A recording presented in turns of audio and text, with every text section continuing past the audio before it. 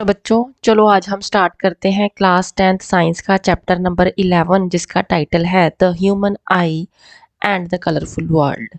और आज हम इस चैप्टर का फर्स्ट पार्ट करने जा रहे हैं। जैसे कि इस चैप्टर के टाइटल से ही क्लियर है, this chapter is about human आई।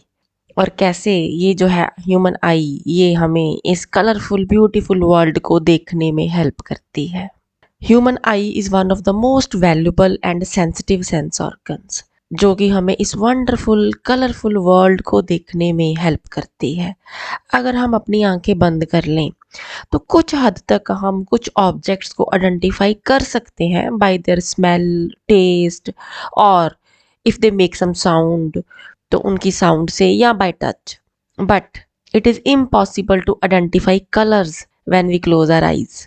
सो हमारे जितने भी सेंस ऑर्गन्स हैं उनमें से सबसे ज़्यादा सिग्निफिकेंट जो सेंस ऑर्गन है that is human I, because इसी से ही हम अपनी ज़िंदगी के रंगों को देखते हैं, इस रंगीन दुनिया को महसूस करते हैं और नेचर के डिफरेंट कलर्स को इंजॉय कर पाते हैं।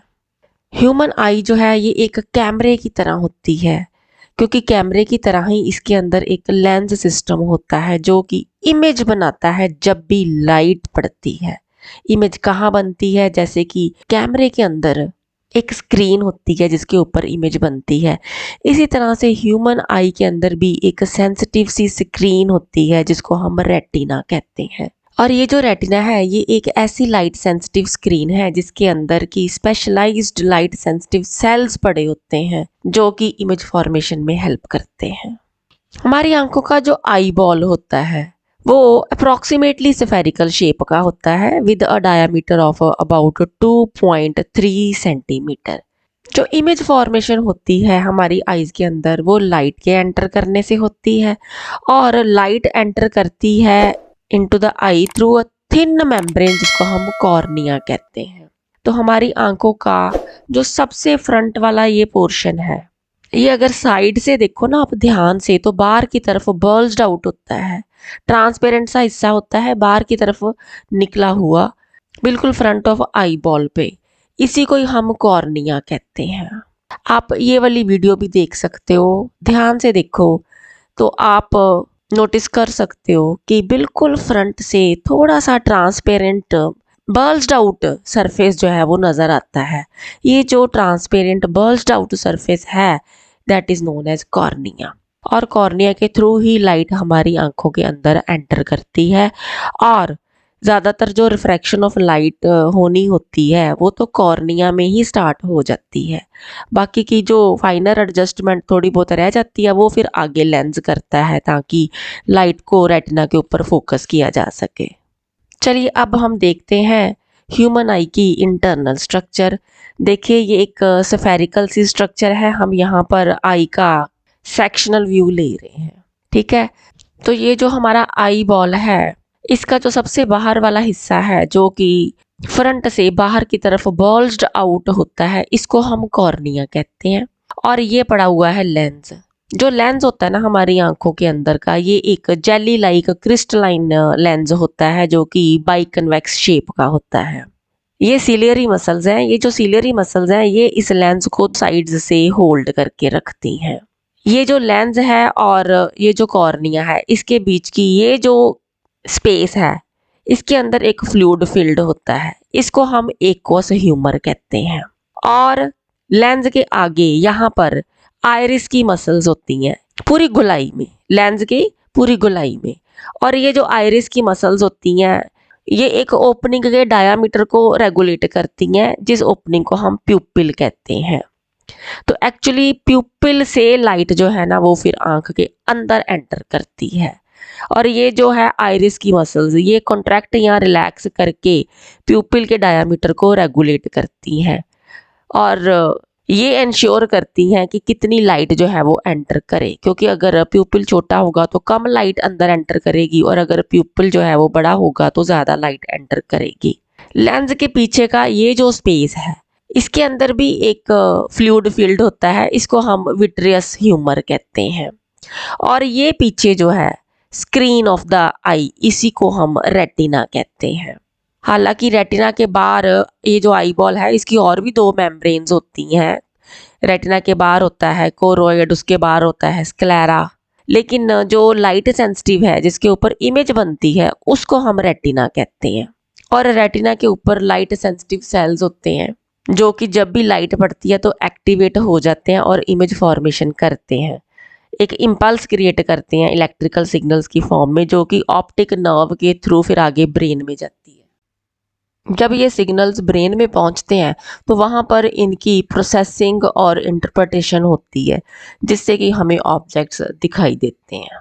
जो हम अभी बात कर रहे थे आइरिस की, आइरिस क्या है, एक डार्क मस्कुलर डायाफ्राम होता है that controls the size of the प्यूपिल। और साइज ऑफ द प्यूपिल से ही जो अमाउंट ऑफ लाइट एंटर करती है ना हमारी आईज के अंदर, उसको रेगुलेट और कंट्रोल किया जाता है। अगर प्यूपिल का साइज बड़ा है तो ज़्यादा लाइट हमारी आंखों के अंदर एंटर करती है, अगर प्यूपिल का साइज छोटा है तो कम लाइट हमारी आंखों के अंदर एंटर करती है। अगर हम all of a sudden bright light के अंदर चले जाते हैं तो हमारी आइरिस की जो मसल्स है ना वो कॉन्ट्रैक्ट करेंगी ताकि प्यूपिल छोटा हो जाए और अंदर कम लाइट एंटर करे ताकि कोई डैमेज ना हो सके। लेकिन अगर हम अंधेरे में जाएंगे तो क्या होगा, आइरिस की मसल्स जो हैं वो रिलैक्स करेंगी सो दैट कि प्यूपिल का साइज बड़ा हो जाए ताकि ज़्यादा से ज़्यादा लाइट जो है वो आंखों के अंदर एंटर कर सके और हमें दिखाई दे जाए। आंखें काम कैसे करती हैं? जो हमारा आई लेंस होता है ना, ये इन्वर्टेड रियल इमेज बनाता है ऑब्जेक्ट की हमारे रेटिना के ऊपर। रेटिना क्या है, ये एक डेलिकेट सी मेम्ब्रेन होती है जिसमें लाइट सेंसिटिव सेल्स होते हैं। इनको हम रॉड सेल्स और कोन सेल्स कहते हैं। जब इन सेल्स के ऊपर लाइट पड़ती है तो ये एक्टिवेट हो जाते हैं और इलेक्ट्रिकल सिग्नल्स जनरेट करते हैं। ये जो इलेक्ट्रिकल सिग्नल्स होते हैं ये ऑप्टिक नर्व के थ्रू ब्रेन की तरफ जाते हैं और ब्रेन जो है ना वो इन सिग्नल्स को इंटरप्रेट करता है, इसकी प्रोसेसिंग करता है ताकि हम ऑब्जेक्ट्स को देख सकें जैसे कि वो हैं। अब एक और बात है कि जो इमेज बनती है रेटिना के ऊपर वो बनती है इन्वर्टेड रियल इमेज, लेकिन हमें सीधी इमेज नज़र आती है, ठीक है ना। तो ब्रेन में जाके इमेज जो है ना जब उसकी प्रोसेसिंग होती है तो हमें ऑब्जेक्ट्स सीधे नज़र आते हैं, जबकि इमेज रेटिना के ऊपर जब बनती है तो इन्वर्टेड बनती है। अगर हमारी आंखों को किसी तरह से कोई डैमेज हो जाए या किसी भी विजुअल सिस्टम में कोई मेल फंक्शनिंग हो जाती है किसी पार्ट की, तो ऑब्वियसली हमें दिखाई देना अफेक्टेड होगा, यानी कि malfunctioning of any part of visual system जो है वो विजुअल फंक्शनिंग के लॉस के लिए रिस्पॉन्सिबल होगा।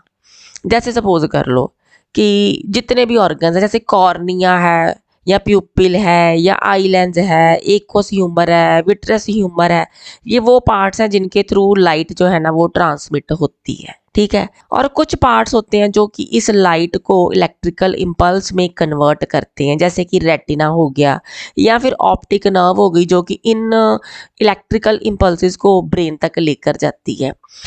तो इन सभी पार्ट्स में से अगर किसी में भी कोई डैमेज होता है तो ऑब्वियसली हमें दिखाई देना बंद हो जाएगा, यानी कि ये हमारी विजुअल इम्पेयरमेंट की तरफ लीड करेगा।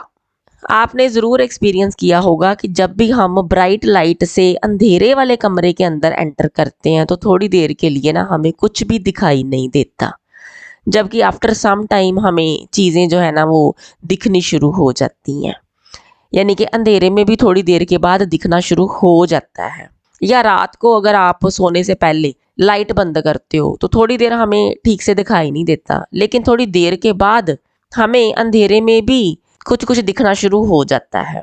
ये कैसे होता है? जो प्यूपिल का अपर्चर है ना उसके डायामीटर के ऊपर डिपेंड करता है।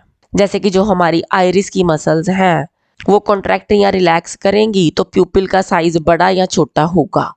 तो जब भी लाइट जो है वो ब्राइट होगी आइरिस कॉन्ट्रैक्ट करेगा, प्यूपिल जो है वो छोटा हो जाएगा और कम लाइट हमारी आंखों के अंदर एंटर करेगी जिससे कि आंखों का कोई नुकसान ना हो।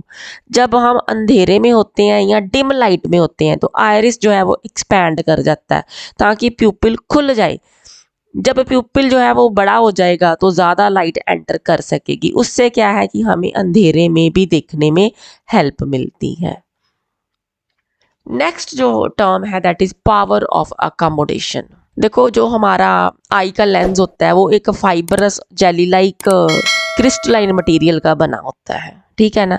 और सीलरी मसल जो है ना वो इस लेंस को होल्ड करके रखती हैं, और सीलरी मसल्स की कॉन्ट्रैक्शन और रिलैक्सेशन से इस लेंस का कर्वेचर जो है ना वो मॉडिफाई किया जा सकता है। और जैसे ही लेंस का कर्वेचर जो है वो मॉडिफाई होगा, ऑब्वियसली उसकी फोकल लेंथ भी चेंज होगी। जैसे कि अगर सीलरी मसल्स रिलैक्स कर जाएं तो लेंस जो है ये पतला हो जाएगा, यानी कि ना ये बाहर की तरफ खिंच जाता है तो सेंटर से थोड़ा सा पतला सा हो जाता है।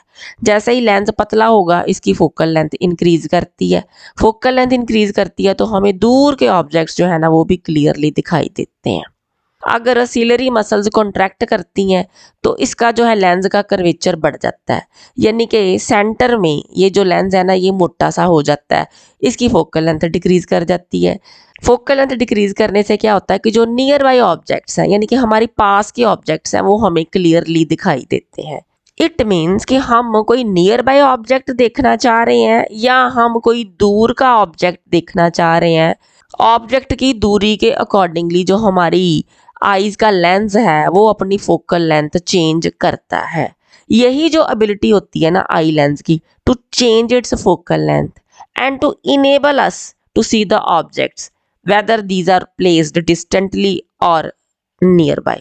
इसी पावर को, इसी एबिलिटी को हम पावर ऑफ अकोमोडेशन कहते हैं, यानी कि दूर के या नज़दीक के ऑब्जेक्ट्स को देखने के लिए हमारा आई लेंस जो है वो अपनी फोकल लेंथ को एडजस्ट करता है। This ability of the eye lens to adjust its focal length is known as power of accommodation. Diagram देखते हैं फिर ज़्यादा क्लियर हो जाएगा। ये देखिए power of accommodation of human eye. देखो अगर सपोज कर लो कि हमने बहुत दूर की कोई चीज़ देखनी है यानी कि डिस्टेंट ऑब्जेक्ट देखना है, तो क्या होता है कि जो हमारी सीलरी मसल्स होती हैं ये रिलैक्स कर जाती हैं, जिससे कि जो हमारा लेंस है ना ये थिन हो जाता है, यानी कि सेंटर से यहाँ से थोड़ा सा पतला हो जाता है, जिसके कारण इसकी फोकल लेंथ इंक्रीज करती है और हम दूर का ऑब्जेक्ट देख पाते हैं, क्योंकि फोकल लेंथ इंक्रीज हो जाएगी जब तो जो लाइट है उसको रेटिना के ऊपर फोकस किया जा सकेगा, ठीक है।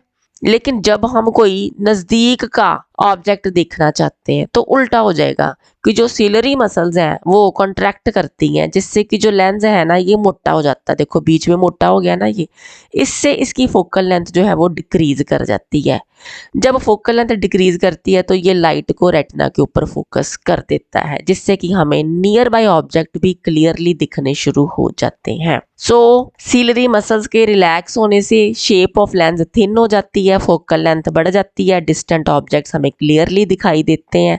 लेकिन जब सीलरी मसल्स कॉन्ट्रैक्ट करती हैं, शेप ऑफ लेंथ थिक हो जाती है, फोकल लेंथ कम हो जाती है, इससे हमें नियर बाय ऑब्जेक्ट्स या पास के ऑब्जेक्ट्स क्लियरली देखने में हेल्प मिलती है। तो इस तरह से दूर के और नियर बाय ऑब्जेक्ट्स को देखने के लिए हमारा जो आई लेंस है वो अपना कर्वेचर, अपनी फोकल लेंथ चेंज करता है। This ability is known as power of accommodation.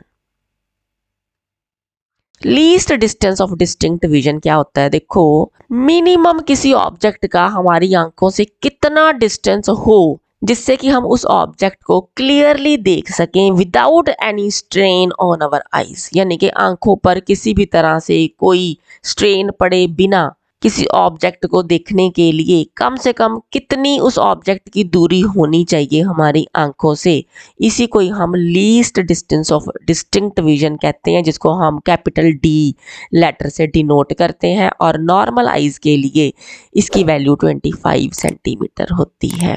देखो ये जो डेफिनेशंस हैं ये एग्जाम्स में आ भी सकती हैं। तो नियर पॉइंट क्या है? नियरेस्ट पॉइंट फ्रॉम द आई, जिससे कि हम किसी ऑब्जेक्ट को क्लियरली देख सकें, जो कि 25 सेंटीमीटर फ्रॉम आई होता है, यानी कि कम से कम एक ऑब्जेक्ट हमारी आंखों से 25 सेंटीमीटर दूर हो तभी हम उसको क्लियरली देख सकते हैं। अगर ऑब्जेक्ट 25 सेंटीमीटर से भी ज़्यादा पास आ जाएगा आंखों के तो आंखों पर स्ट्रेन पड़नी शुरू हो जाएगी और हम क्लियरली नहीं देख पाएंगे। So this is known as a near point.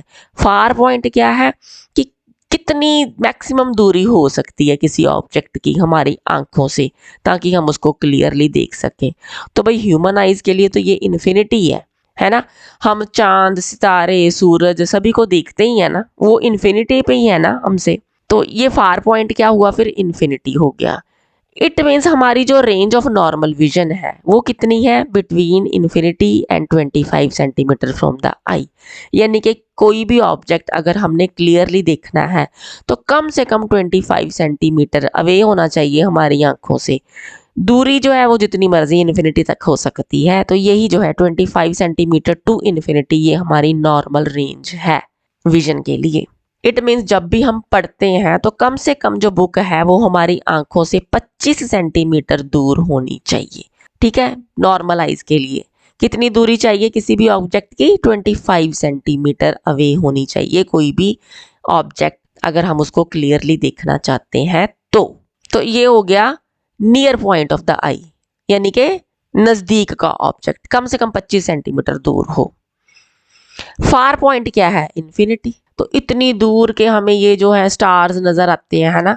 तो हमारी आंखों से इन्फिनिट डिस्टेंस के ऊपर भी जो ऑब्जेक्ट्स पड़े हैं वो भी हम क्लियरली देख सकते हैं। तो फार पॉइंट क्या हुआ, इन्फिनिटी हो गया।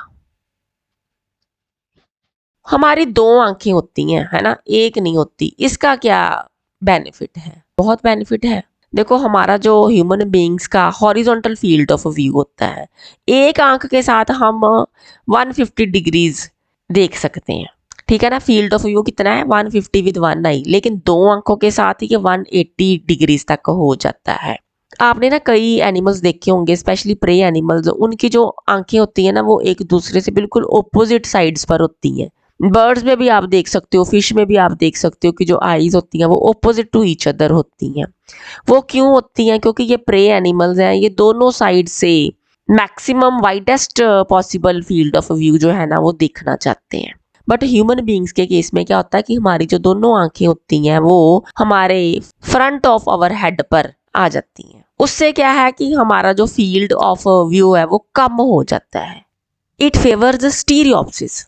अगर हम अपनी एक आंख बंद कर दें तो हमें जो वर्ल्ड है ना वो फ्लैट दिखेगा, यानी कि 2 डायमेंशनल दिखता है। उससे हमें ना ऑब्जेक्ट्स की एग्जैक्ट डेप्थ का पता नहीं लग पाता। अगर हमारी दोनों आंखें खुली हों तो हमारा विजन 3 डायमेंशनल हो जाता है, जिससे कि हमें कोई भी जो चीज़ है, कोई ऑब्जेक्ट है, उसकी एग्जैक्ट डेप्थ का पता लगता है। बिकॉज हमारी जो आंखें हैं वो एक दूसरे से कुछ सेंटीमीटर की दूरी पर होती हैं, इसलिए दोनों आंखों से स्लाइटली डिफरेंट इमेजेस बनती हैं। लेकिन जब इन आंखों से जो सिग्नल्स हैं वो हमारी ब्रेन की तरफ जाते हैं तो ब्रेन जो है ना वो दोनों इमेजेस को एक में कन्वर्ट कर देता है। तो इस तरह से हम चीज़ों को देख पाते हैं। This is all about first part of this chapter. अब सेकंड पार्ट में हम defects of vision and their correction इस टॉपिक के बारे में डिटेल में पढ़ेंगे। अगर आपको ये वीडियो यूज़फुल लगी हो तो अपने फ्रेंड्स के साथ ज़रूर शेयर करना, सब्सक्राइब भी करना, लाइक भी करना। तो मिलते हैं अगली वीडियो में अगले टॉपिक के साथ। इस वीडियो के लिए इतना ही। Thank you so much for watching.